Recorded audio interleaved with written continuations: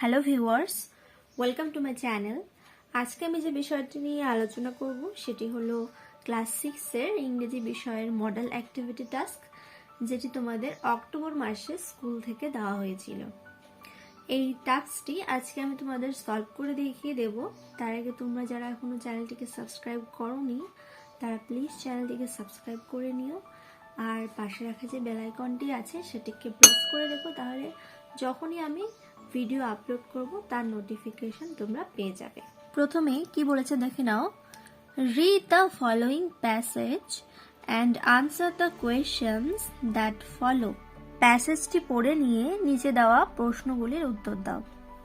এই প্যাসেজটি তোমাদের ইংরেজি টেক্সট বইয়ের good bye to the moon পড়া থেকে নেওয়া হয়েছে। তাহলে প্যাসেজটি দেখো। ফিলিং রেস্টলেস, রেস্টলেস অর্থাৎ অস্থির, অস্থির অনুভব করে I left the viewing room, আমি ভিউইং রুম ত্যাগ করলাম। ভিউইং রুম অর্থাৎ যে রুম থেকে সব কিছু দেখা যায়, বাইরে সব কিছু দেখা যায়। অ্যান্ড এবং glided down the long passage to the center of the space station. লেখক ভিউইং রুম ত্যাগ করলেন এবং সেখান থেকে তিনি স্পেস স্টেশনের একদম সেন্টারে, একদম কেন্দ্রে চলে গেলেন। অর্থাৎ লেখক ভিউইং রুম থেকে স্পেস স্টেশনের একদম কেন্দ্রে চলে গেলেন উড়ে। সেখানে তো গ্র্যাভিটি নেই, তাই তিনি উড়ে সেই প্যাসেজ দিয়ে পথ ধরে তিনি একদম সেন্টারে চলে গেলেন স্পেস স্টেশনে। I could see my father there surrounded by reporters. আমি দেখতে পাই রিপোর্টার্স অর্থাৎ সাংবাদিকেরা আমার বাবাকে ঘিরে ধরেছে।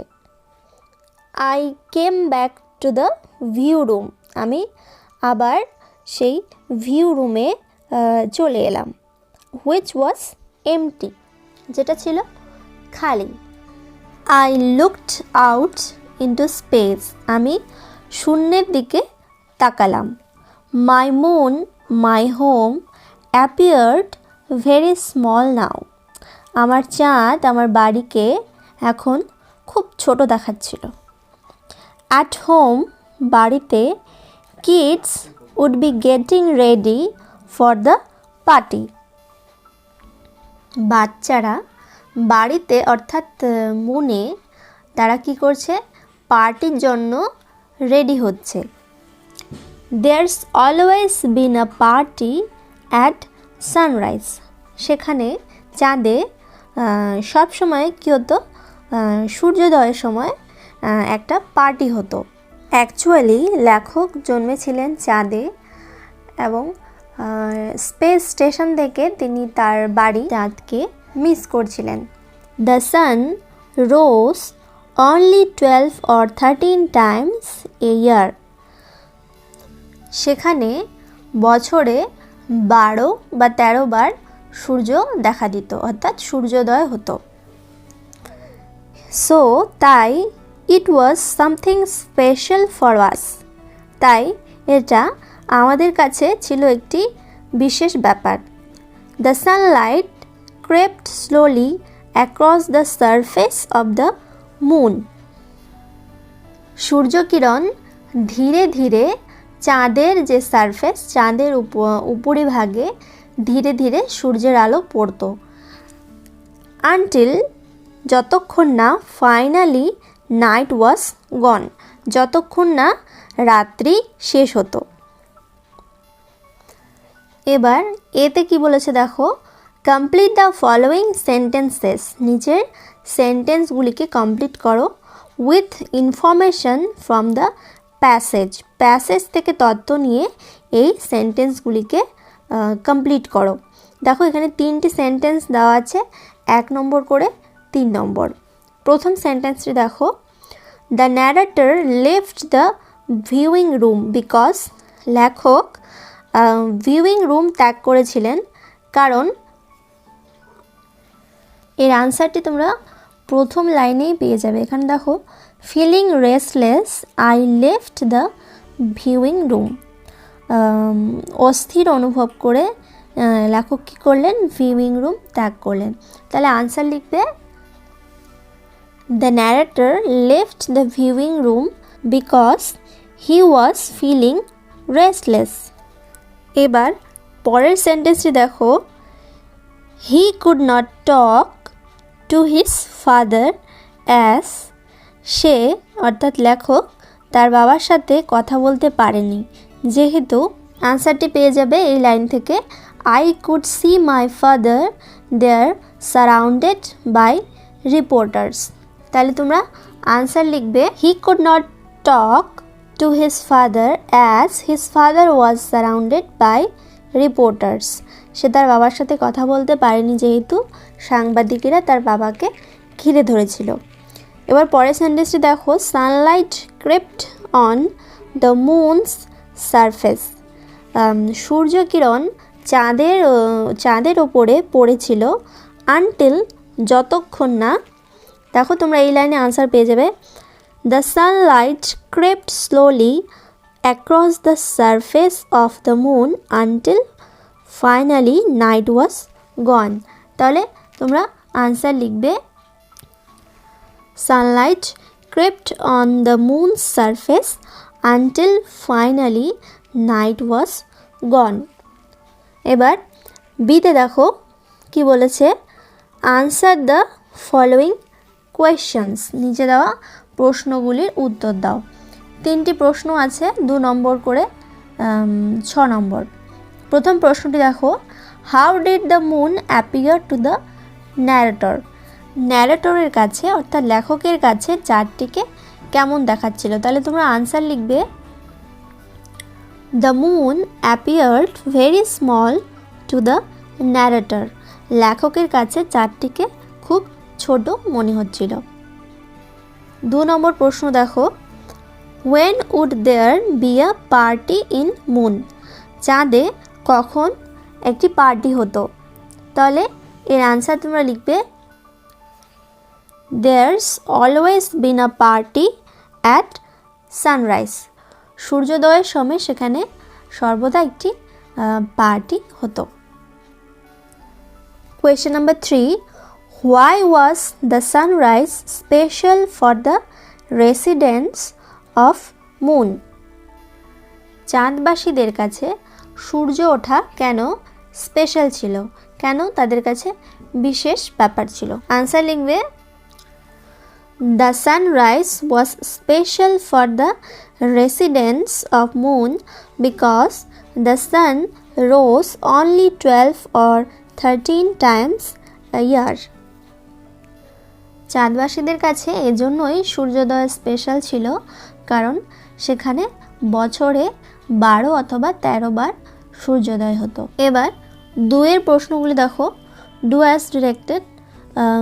এখানে 5টি প্রশ্ন আছে, 1 নম্বর করে 5 নম্বর। প্রথম প্রশ্নটি দেখো, will you please shut the door, replace the underline word with its antonym. এখানে যে আন্ডারলাইন করা ওয়ার্ডটি আছে তার বিপরীত শব্দ তোমাদের এখানে লিখতে বলেছে। তাহলে শাট অর্থাৎ বন্ধ করা, এর বিপরীত শব্দ কি হয়ে যাবে, এর বিপরীত শব্দ হবে ওপেন। তাহলে আনসার লিখবে will you please open the door. পরের প্রশ্নটি দেখো, we shall go out for vacation soon. আমরা শীঘ্রই ছুটিতে বাইরে যাব। Identify the type of adverb used in the sentence. এই সেন্টেন্সটিতে যে ওয়ার্ডটিতে আন্ডারলাইন করা আছে অর্থাৎ সুন, এই ওয়ার্ডটি এখানে কি ধরনের, এটি কি ধরনের অ্যাডভার্ব সেটা এখানে চিহ্নিত করতে বলেছে। তাহলে আনসার লিখবে অ্যাডভার্ব অফ টাইম। যেহেতু সময় নির্দেশ করেছে তাই অ্যাডভার্ব অফ টাইম। এবার পরের প্রশ্নটি দেখো, the earnings of this quarter. এই কোয়ার্টারের উপার্জন ড্যাশ এক্সপেকটেশনস। এক্সপেকটেশনস মানে হলো প্রত্যাশা। Choose the correct option. এখানে যে 2টি অপশন দেওয়া আছে সেখান থেকে যেটি সঠিক সেটি বেছে নিতে বলেছে। তাহলে এখানে আনসার লিখবে the earnings of this quarter exceed expectation। exceed অর্থাৎ মাত্রা ছাড়িয়ে যাওয়া। তাহলে এই কোয়ার্টারের উপার্জন কি হয়েছে, প্রত্যাশার বাইরে চলে গেছে, মাত্রা ছাড়িয়ে গেছে। দেখো এখানে সাবজেক্টটি যেহেতু প্লুরাল সেজন্য এখানে ভার্বের সাথে কিন্তু এস যুক্ত হলো না। এবার পরের কোশ্চেনটি দেখো, hour guest is dash European, fill in the blanks with an indefinite article. ফাঁকা জায়গাটিকে একটি ইনডিফিনিট আর্টিকেল দ্বারা পূরণ করো। আনসার লিখবে hour guest is a European, আমাদের আত্মীয় একজন ইউরোপিয়ান। এখানে কিন্তু ওয়ার্ডটির সামনে ভাওয়েল থাকা সত্ত্বেও আমরা এখানে এ আর্টিকেল বসালাম, কারণ উচ্চারণ কেমন হচ্ছে, ইউ ইউ উচ্চারণ হচ্ছে, তাই আমরা এখানে আর্টিকেল এন না বসিয়ে ইউ এ বসালাম। এবার পরের প্রশ্নটি দেখো, মে গড ব্লেস ইউ, ভগবান তোমার মঙ্গল করুন। Identify the type of sentence, এখানে এই সেন্টেন্সটি কী ধরনের সেন্টেন্স সেটিকে চিহ্নিত করো। লক্ষ্য করো এই সেন্টেন্সটি দ্বারা প্রার্থনা বোঝাচ্ছে। তাহলে যে সেন্টেন্সগুলি প্রার্থনা ইচ্ছা বোঝায় তাদের কি বলি আমরা, তাদের বলি অপটেটিভ সেন্টেন্স। তাহলে আনসার লিখবে অপটেটিভ সেন্টেন্স।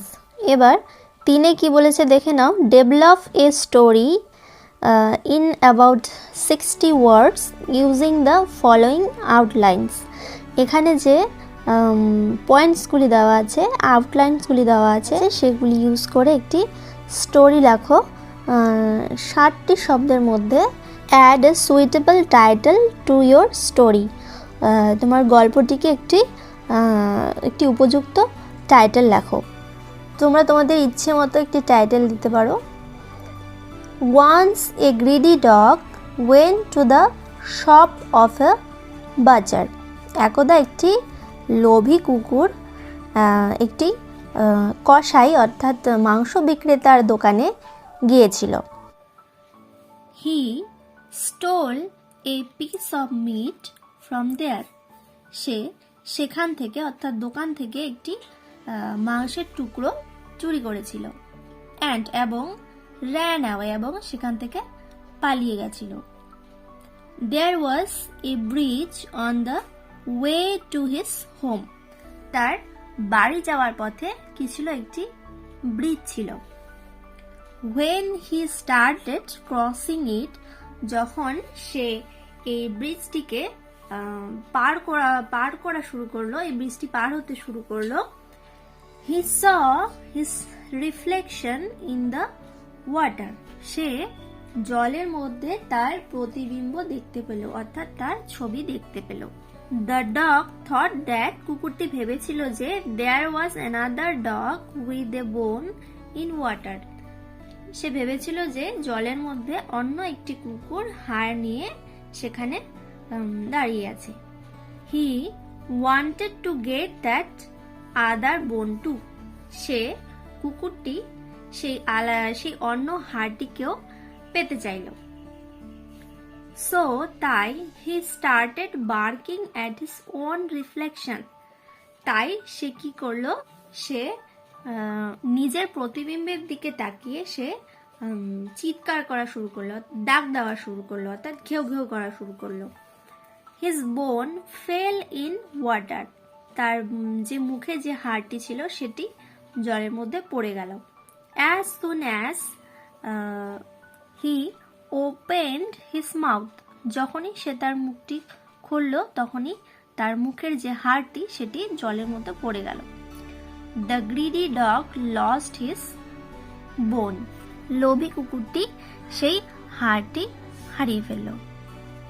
তাহলে moral of the story is, এই গল্পটির নীতি কথা হলো, নীতি বাক্যটি হলো, ডোন্ট বি গ্রিডি, লোভী হবে না। লোভে পাপ, পাপে মৃত্যু, সেটা তো তোমরা জানোই। তো বন্ধুরা, ভিডিওটি যদি ভালো লেগে থাকে তাহলে ভিডিওটিকে লাইক এবং শেয়ার করবে বন্ধুদের সাথে। আর আজকে যারা তোমরা চ্যানেলটিতে নতুন তারা প্লিজ চ্যানেলটিকে সাবস্ক্রাইব করবে। আর পাশে রাখা বেল আইকনটি প্রেস করতে ভুলবে না।